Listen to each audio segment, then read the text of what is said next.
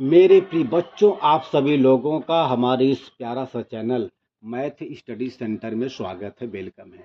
मेरे प्रिय बच्चों, आज हम लोग कक्षा 7 के गणित के चैप्टर घातांक के अभ्यास 2C के तीसरे, चौथे, पांचवें, छठवें और 7वें सवाल को इस वीडियो में बहुत ही सुंदर तरीके से हल करेंगे। तो आइए देखा जाए। हम लोग सबसे पहले अभ्यास 2C के तीसरे सवाल को यहाँ पे हल करते हैं। तो आइए देखा जाए। सवाल ये करा है कि 0.0001 को आधार 0.01 पर घात के रूप में व्यक्त कीजिए।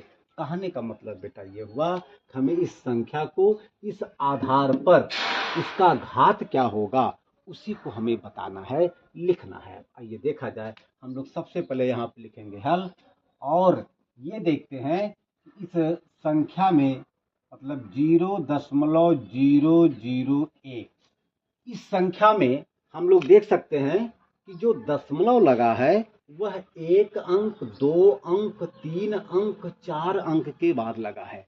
तो किसी भी संख्या का या किसी भी संख्या में से दशमलव को हटाने के लिए सबसे पहले हम लोग काम ये करते हैं कि उस संख्या का बटा 1 लिख लेते हैं। इसके बाद अब ये देखते हैं कि उस संख्या में दशमलव जो लगा है कितने अंक के बाद लगा है। तो आप यहाँ पे देख सकते हैं कि 1 अंक, 2, 3, 4 अर्थात 4 अंक के बाद यहाँ पर दशमलव लगा है। तो नियम यह है कि जितने अंक के बाद दशमलव लगा होता है उतने ही जीरो के साथ ऊपर नीचे गुणा करते हैं। लेकिन जब हम जीरो लिखते हैं उसके आगे 1 लिखेंगे अर्थात गुणे 1 करेंगे। अब जितने अंक के बाद दशमलव लगा होता है बेटा उतने हम लोग यहाँ पर जीरो को लिखेंगे। तो आप यहाँ पे दे सकते हैं बेटा 4 अंक के बाद दशमलव लगा है तो हम लोग यहाँ पर 4 0 3 4 बेटा, और इतने ही संख्या से नीचे हम लोग मल्टीप्लाई करेंगे, गुणा करेंगे बेटा। ठीक है। अच्छा, अब देखा जाए। यहाँ बेटा हम लोग लिखेंगे बराबर। जब हम लोग इस संख्या में 10,000 से गुणा करेंगे तो हमें केवल 1 मिलेगा बेटा, 1 बटे, और जब हम लोग 10,000 से गुणा करेंगे 1 में तो यहाँ पर 10,000 आ जाएगा। ठीक है।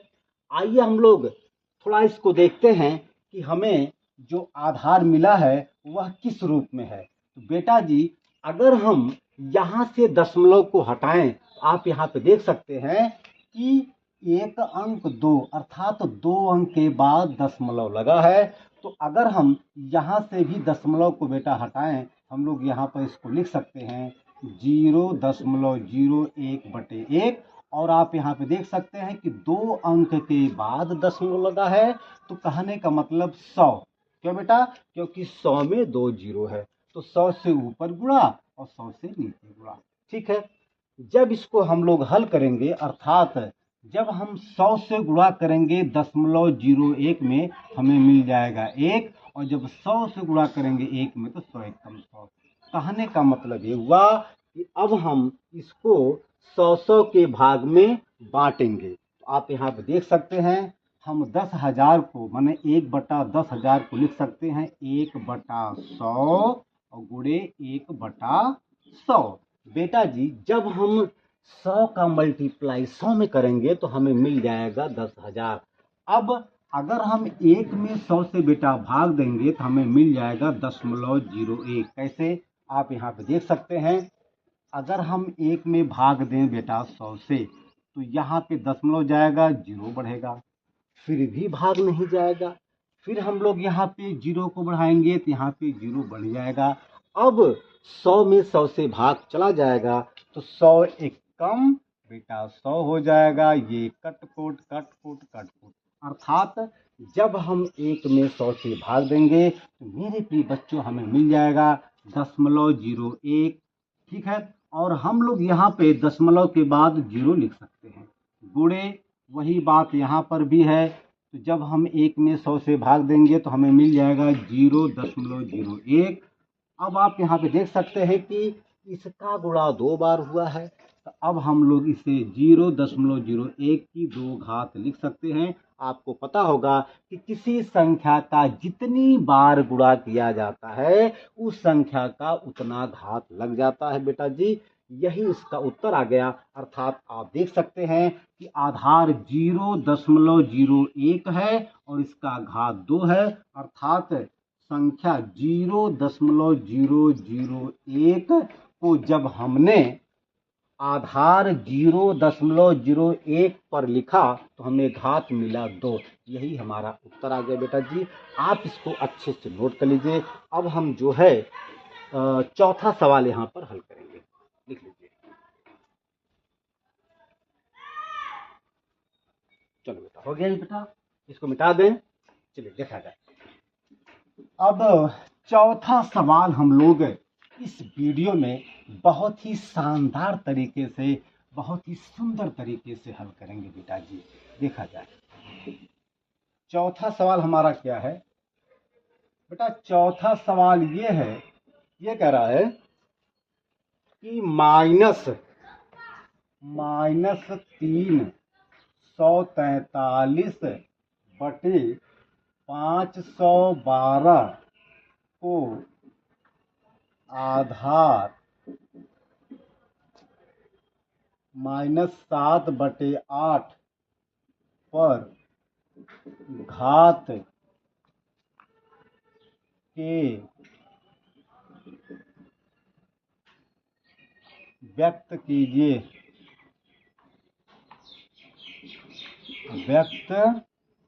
बेटा। चलिए देखा जाए बेटा जी। ये अभ्यास 2C का चौथा सवाल है। चलिए भैया, ये अभ्यास 2C का चौथा सवाल है। आइए इसको देखा जाए और हल किया जाए। ये कह रहा है कि -343 बटे 512 को आधार -7/8 पर घात के रूप में व्यक्त कीजिए। कहने का मतलब बेटा ये हुआ, इस सवाल को इस आधार पर, मतलब -7/8 के आधार पर इसका घात क्या होगा, इसका पावर क्या होगा बेटा, उसी को हमें बताना है। तो ऐसे सवालों को हल करने के लिए हम लोग सबसे पहले दिए हुए संख्या का गुणनखंड करेंगे। आइए किया जाए। तो यहाँ पे लिखेंगे हल, फिर आपका हो जाएगा -343 बटे 512। ठीक बेटा, हम लोग सबसे पहले यहाँ पर माइनस को अभी छोड़ देंगे और केवल 343 का ही गुणनखंड करेंगे और बाद में जो गुणनखंड 343 का आएगा उसी के साथ माइनस को लगा देंगे। ठीक है, आइए देखा जाए। तो अगर हम लोग 343 का गुणनखंड करें बेटा, तो हम लोग यहाँ पे लिखेंगे 343 और एक लंबी सी बेटा रेखा खींचेंगे और हम लोग इसे 7 से ही काटेंगे। क्यों? क्योंकि हमें इसके लिए हमें 7 चाहिए। तो 7, हम जब यहाँ पे 7 दिया है तो हम लोग इसे 7 से ही काटेंगे बेटा। तो जब हम इसको 7 से काटेंगे, और बेटा वास्तव में ये संख्या केवल अगर देखा जाए तो 7 से ही कटेगी, किसी भी संख्या से नहीं कटेगी, केवल 7 से ही बेटा कटेगी। तो देखा जाए 7 चौक 28, 34 में से जब बेटा 28 को निकालेंगे तो बचेगा यहाँ पर 6 और ये 3 हो जाएगा 63, 7 9 63। ठीक है, अब ये 49 7 से ही कटेगा, 7 7 49। ठीक है, और यह 7 7 से ही कटेगा। मैंने आपको बताया था कि किसी भी संख्या का गुणनखंड हम लोग तब तक करते हैं जब तक कि बेटा लास्ट में 1 ना आ जाए, और जैसे ही लास्ट में 1 आ जाता है तो उस संख्या का गुणनखंड कंप्लीट हो जाता है, अर्थात 343 का गुणनखंड बेटा हो गया। तो अब हम इसे यहाँ पर लिख सकते हैं कि 300 देखिए 343 को हम लोग अब लिख सकते हैं। देखिए यहाँ पे आया 7 × 7 × 7, लेकिन बेटा जी हम लोग यहाँ पर चूंकि यहाँ पे माइनस है तो अब हम इसे -7 × -7 और × -7 के रूप में लिखेंगे। ठीक है, अच्छा अब हम लोग जो है 512 का गुणनखंड करेंगे, लेकिन बेटा जी चूंकि यहाँ पे नीचे 8 है तो 8 से ही इसको काटेंगे, ठीक है। हालांकि ये 2 से भी कट जाएगा, बट हम यहाँ से 8 से ही काटेंगे। क्यों? क्योंकि यहाँ पर इसका आधार 8 है, ठीक है। देखा हो जाएगा 512। अब ये बेटा जी 8 से इसको आप काटिए तो 8 चौक 32, 8 पचे 40, 8 छक बेटा 8 छक 48। 51 में से जब 48 को निकालेंगे तो यहाँ पे आ जाएगा 3 और ये 2 हो जाएगा 32, तो 8 चौक 32, ठीक है। और 8 64 और 8 एकम 8, ठीक है। चलिए अब 512 का गुणनखंड 8 गुणे 8 गुणे 8 के रूप में आ गया है। तो अब हम लोग 572 के स्थान पे लिख देंगे क्या, 8 गुणे 8 गुणे बेटा 8, ठीक है। देखा जाए अब हम लोग इसको जो है लिख सकते हैं अलग अलग, अर्थात -7/8 ये, फिर गुणे -7/8 बेटा ये, और गुणे -7/8। अब आप यहाँ पे देख सकते हैं कि -7/8 का मल्टीप्लाई अर्थात गुणा 3 बार बेटा हुआ है, 1 बार 2 बार 3 बार। तो अब हम लोग इसे -7/8 की घात 3 लिख सकते हैं बेटा जी। यही आंसर आ गया, उत्तर आ गया बेटा जी। अब आप इसको नोट कर लीजिए। चलो बेटा हो गया, इसको मिटा दें। ओके चलिए अब हम लोग 5वां सवाल बहुत ही सुंदर तरीके से हल करेंगे, देखा जाए। चलिए बेटा जी अभ्यास 2C का ये 5वां सवाल है। 5वां सवाल में ये है, ये कह रहा है कि 1000/1331 को आधार 10/11 पर घातीय संकेतन में व्यक्त कीजिए, ठीक है। आइए देखा जाए। तो यहाँ पे हम लोग सबसे पहले लिखेंगे हल, और इस संख्या को लिखेंगे 1000/1331 बेटा 21, ठीक है।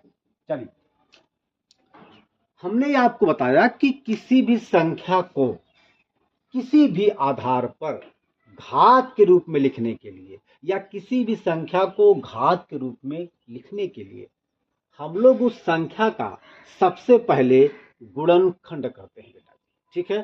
तो आइए अब हम लोग सबसे पहले 1000 संख्या का गुणनखंड करेंगे। तो देखा जाए यहाँ पे आप लिख सकते हैं 1000, ठीक है।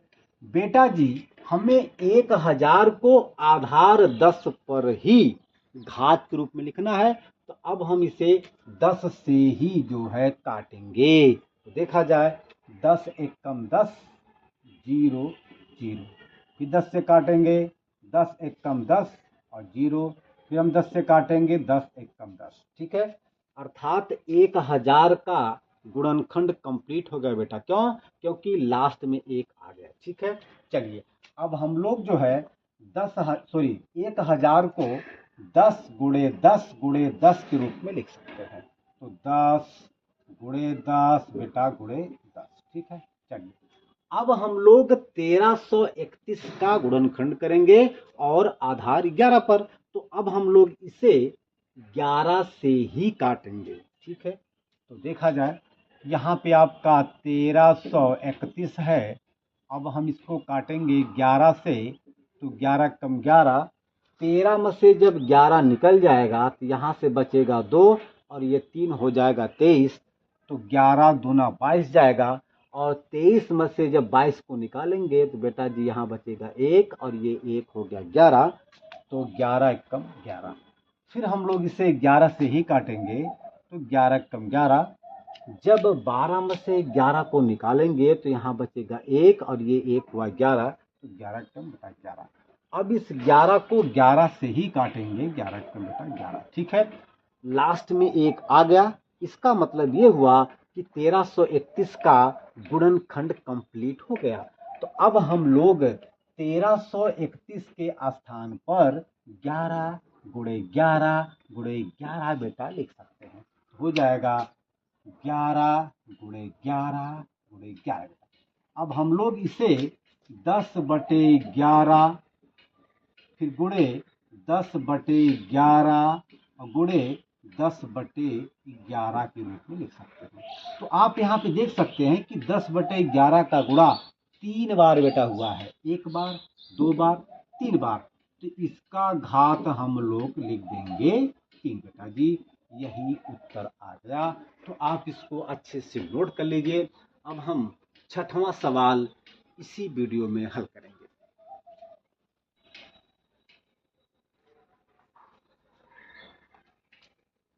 चलिए बच्चों, ये अभ्यास 2C का 6वां सवाल है।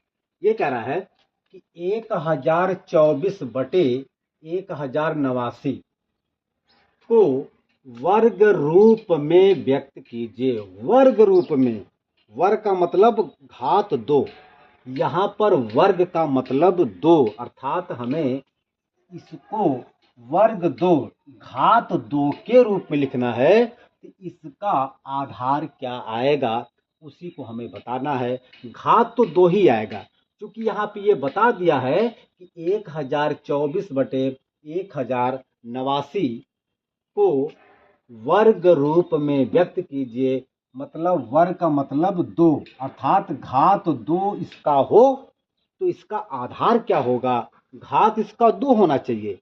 तो आधार मतलब घात 2 पर आधार इसका क्या होगा उसी को हमें यहाँ पे लगाना है, बताना है। ठीक है, देखा जाए तो मैंने आपको बताया किसी भी संख्या को आधार के रूप में या घात के रूप में बेटा जी बताने के लिए, लिखाने के लिए, समझाने के लिए बेटा जी हम उस सवाल का, उस संख्या का सर्वप्रथम गुणनखंड करते हैं बेटा, फैक्टर बेटा करते हैं, फैक्टर याद रखना बेटा। चलिए देखा जाए तो यहाँ पर हम लोग सबसे पहले लिखेंगे हल। हो जाएगा 1024/1089। ठीक है, हम लोग सबसे पहले 1024 का गुणनखंड करेंगे। चूंकि हमें आधार नहीं पता है, अब हम शुरू से ही इसका 1024 का गुणनखंड करेंगे, अर्थात 2 से शुरू करेंगे। अगर 2 से कटता है तो देखा जाए तो यहाँ पर हम लोग 1024 का फैक्टर बेटा करेंगे। आप यहाँ पे देख सकते हैं कि 1024 का इकाई का अंक सम है, मतलब 4 है। तो ये कन्फर्म हो गया कि ये संख्या 2 से कट जाएगी। ठीक है, देखा जाए। चलिए तो 2 से काटेंगे, 2 पचे 10, 2 एक कम 2, 2 दूना 4 बेटा। ठीक है, अब इसे 2 से काटेंगे। क्यों? क्योंकि अभी भी इसका इकाई का अंक सम है, 2 है, तो 2 से कट जाएगा। 2 दूना 4, 5 में से जब 4 को निकालेंगे तो यहाँ बचेगा 1 और ये 1 हो गया 11। तो 2 पचे 10, और जब 11 में से 10 को निकालेंगे तो यहाँ बचेगा 1, ये 2 हो गया 12, 2 छक्का बेटा 12। ठीक है, ये 2 से अभी कटेगा। क्यों? क्योंकि इसका इकाई का अंक सम है, मतलब 6। ठीक है, देखा जाए तो 2 एक कम 2, 2 दूना 4, 5 में से जब 4 को निकालेंगे तो यहाँ पे आ जाएगा और ये 6 हो जाएगा 16। तो 2 8 16, ये 128 का जो अंतिम अर्थात जो इकाई वाला अंक है वो सम है, 8 है, तो भी ये 2 से कट जाएगा। ये 2 से कट जाएगा। 2 छक्का 12, 2 चौके 8, ये 2 से कट जाएगा। 2 तियाई 6, 2 दूना 4, 2 एक कम 2 बेटा। 3 में से जब 2 जाएगा तो यहाँ बचेगा 1, ये 2 हुआ 12, 2 छक्का 12 बेटा। 2 अठे 16, 2 चौके 8, 2 दूना 4, 2 एक कम 2। ठीक है, चूंकि नीचे 1 आ गया इसलिए 1024 का कंप्लीट गुणनखंड हो गया। चूंकि सवाल में ये कह रहा है कि 1024/1089 को वर्ग के रूप में लिखिए, अर्थात जो ये गुणनखंड आया है इसको हम वर्ग अर्थात 2 भागों में बांटेंगे, बराबर बराबर। तो पहले हम लोग सबसे पहले ये देखेंगे कि 2 की संख्या कैठो है। 1 2 3 4 5 6 7 8 9 10, मतलब 2 की संख्या 10 है। ठीक है, तो अब हम लोग यहाँ पर चाहें तो 1024 बटे 1089 को लिख सकते हैं बराबर, और 1024 के स्थान पर लिखेंगे 2 का गुणा 10 बार, 2 गुणे 2 गुणे 2 गुणे 2 गुणे 2 गुणे 2 गुणे 2 गुणे 2, 1 2 3 4 5 6 7 8 9 और ये बेटा 10। ठीक है, कोई दिक्कत? चलिए अब हम लोग जो है 1089 का गुणनखंड करेंगे। ठीक है, तो किया जाए, यहीं पे कर देते हैं। ठीक है, चलिए 1089। मेरे प्रिय बच्चों, आप देख सकते हैं कि 1089 का जो इकाई का अंक है वो सम संख्या नहीं है। अगर सम संख्या मतलब अगर 0 होता, 2 होता, 4 होता, 6 होता, 8 होता, तो वो पूरी की पूरी संख्या 2 से कट जाती। बट बेटा दुर्भाग्य की बात यह है कि 1089 का इकाई का अंक वह विषम है। तो अब ये 2 से नहीं कटेगा, अब हम 3 से ट्राई करेंगे। देखेंगे 3 से, 3 त्रिका 9, ये गया हुआ 18, तो 3 छक्का 18, फिर 3 त्रिका 9, बेटा 3 से कट जाएगा। ठीक है, काट लीजिए। तो 3 त्रिका 9, जब 10 में से 9 को निकालेंगे तो यहाँ 1 आ जाएगा, और ये 8 जब मिल जाएगा तो हो जाएगा 18, तो 3 छक्का 18, अब 9 बचा, 3 त्रिका 9। बेटा जी यह 3 से कट जाएगा, 3 एक कम 3, 3 दूना 6, 3 एक कम 3। अब ये 3 से नहीं कटेगा, न 4 से कटेगा, न 5 से कटेगा, ये सीधे सीधे 11 से कटेगा।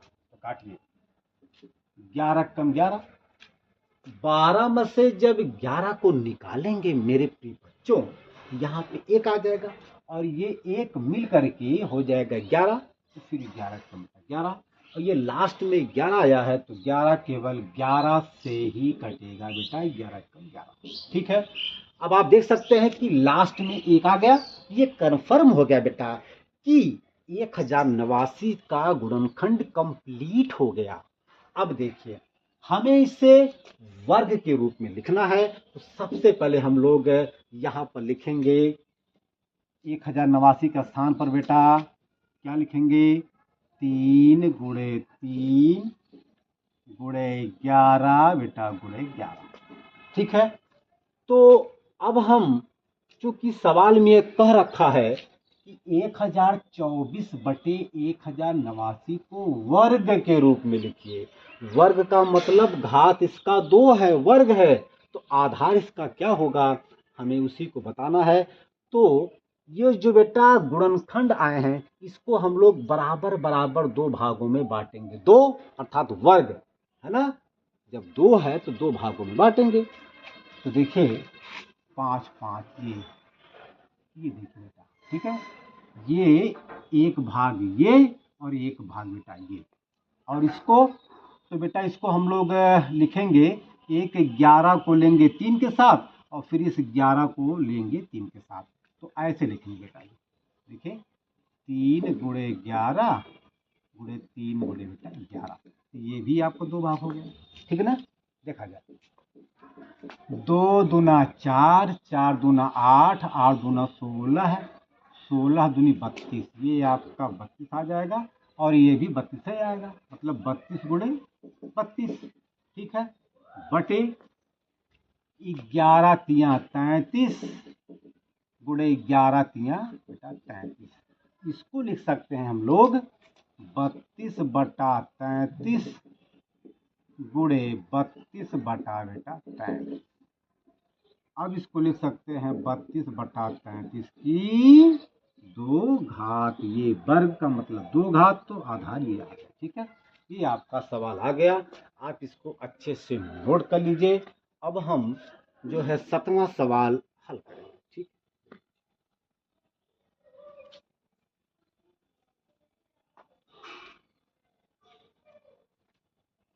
चलो बेटा हो गया, बेटा इसको मिटा दें। ओके बेटा, बहुत ही सवाल आसान है, केवल आपको ध्यान देने की जरूरत है बेटा, आवश्यकता है। ठीक है, मैं सभी सवालों को बहुत ही आसान तरीके से आपको बताऊंगा और आप इसको समझ सकते हैं। ठीक है, चलिए। अगर मेरा वीडियो आपको अच्छा लगे बेटा, तो आप अपने फ्रेंड, अपने पड़ोसी, मतलब कोई भी हो, आप उसको ये मेरा वीडियो शेयर कर दीजिए, सब्सक्राइब भी कर दीजिए, लाइक भी करिए, साथ ही साथ कमेंट जरूर करिए बेटा। धन्यवाद। देखा जाए, ये जो है आपका 7वां सवाल। क्या है? 7वां सवाल। करा कि 512 बटे 729 को घन रूप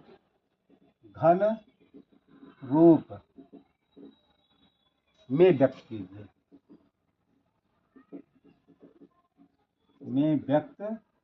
बेटा कीजिए। चलिए देखा जाए।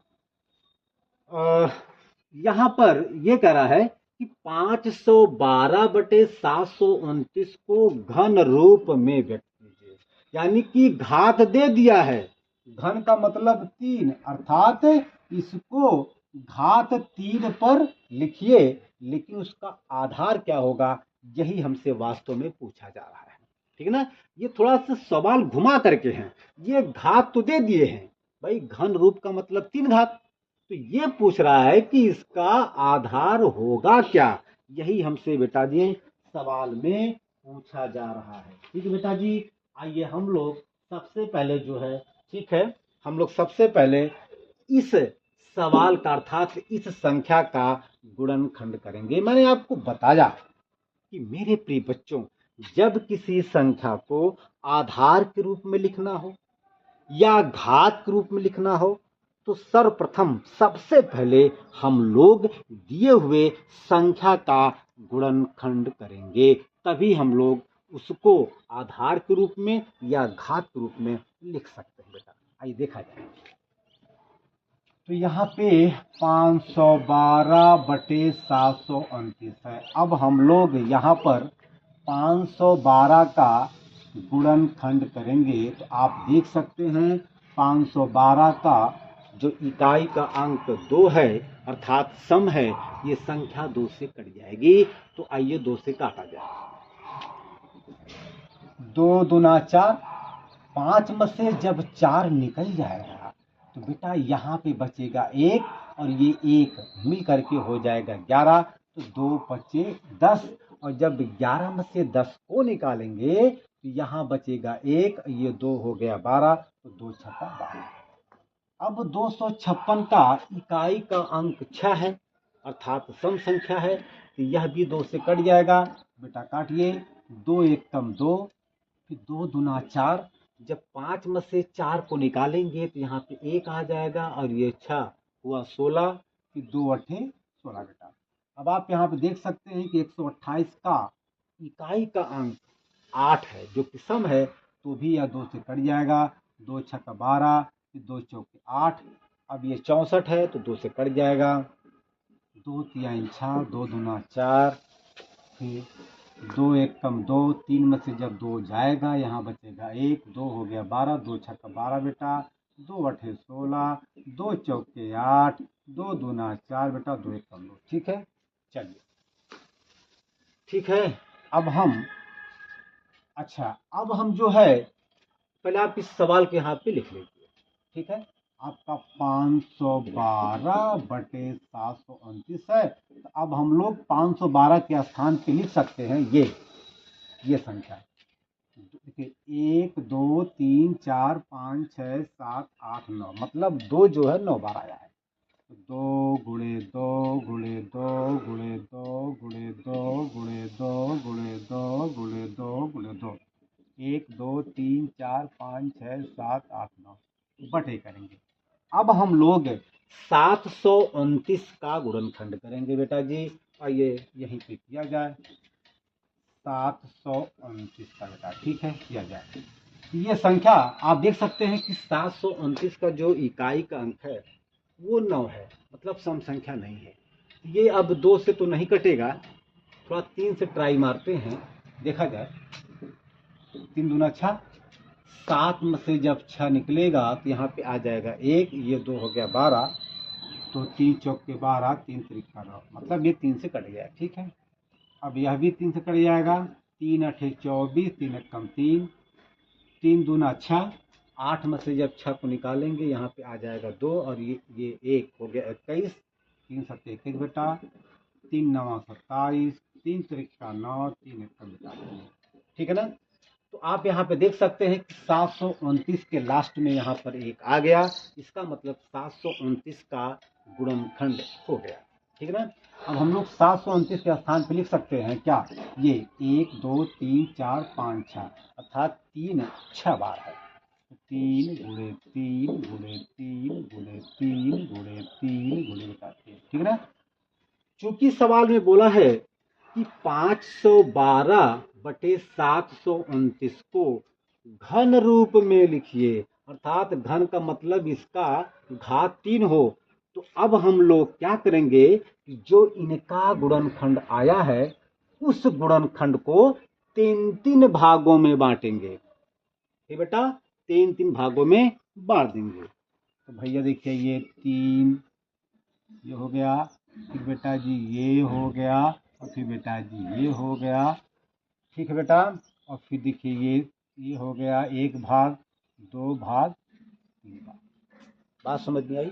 अच्छा, अब हम लोग इसको लिखेंगे 2 दूना 4, 4 दूना 8, 2 दूना 4, 4 दूना 8, अर्थात 2 दूना 4, 4 दूना 8।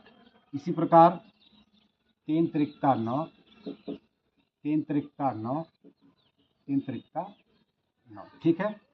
अब हम इसको जो है लिख सकते हैं अलग अलग, 8 बटा 9 गुणे 8 बटा 9 गुणे 8 बटा 9।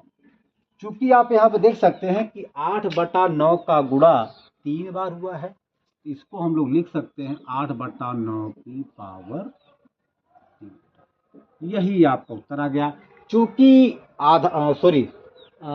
जो है घात, इसमें घात तो दिया था कि 3, यानी घन के रूप में आप इसको व्यक्त कीजिए। घात तो दिया था, हमसे आधार पूछा गया था, तो आधार यहाँ पर 8 बटा 9 आ गया है बेटा जी। अब आज हम अपनी वीडियो का यहीं पे अंत करते हैं। अब हम इसके बाद वाले सवाल को अगले वीडियो में हल करेंगे। धन्यवाद।